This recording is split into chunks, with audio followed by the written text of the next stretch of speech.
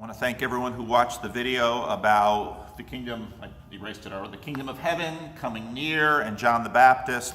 Christine Dundalk asked a question about the curse in Genesis 3, and so I wanted to answer that question because this is a question that comes up quite a bit. Genesis 3 goes like this. I'm going to read it out of the NIV. To the woman he said, I will make your pains in childbearing very severe. In painful labor you will give birth to children. And then to Adam, cursed be the ground because you through painful toil.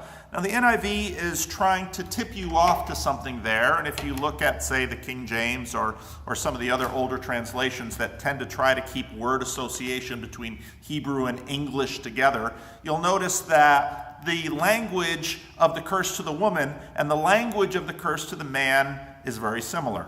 The King James here in the NIV, it's rendered painful.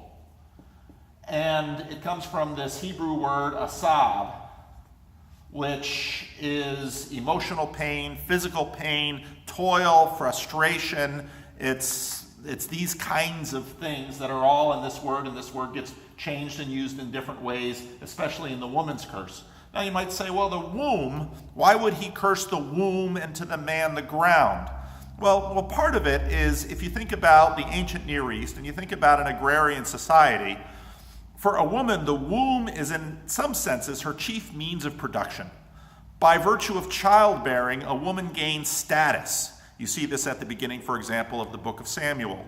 Hannah has no status because she is barren. Peninnah has children, and so she has high status, and the wrestling within that family launches the book of Samuel. You'll see that throughout the entire Old Testament. Women who can give birth to children have high status. They're greatly rewarded. Well, why would that be?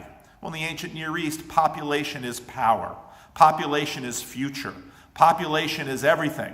And so that also then connects with the man, because the man brings food out of the ground, and you're not going to have population unless you have food.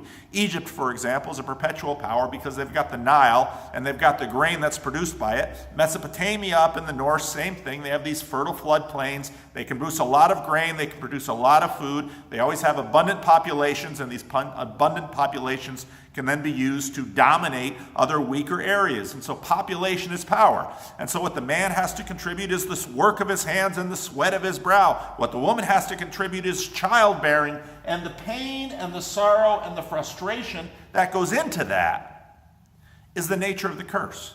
That they are now frustrated, they're exiled from the garden, and their ability to marshal power and to take hold of this world, her through her means of reproduction, him through his means of working the land, is now frustrated.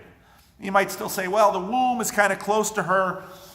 In English, just doesn't come through. We often talk about Adam in this story, and that comes from the Hebrew, Adam. But what we don't see is then we see, well, the ground. Well, in Hebrew, the ground is Adamah.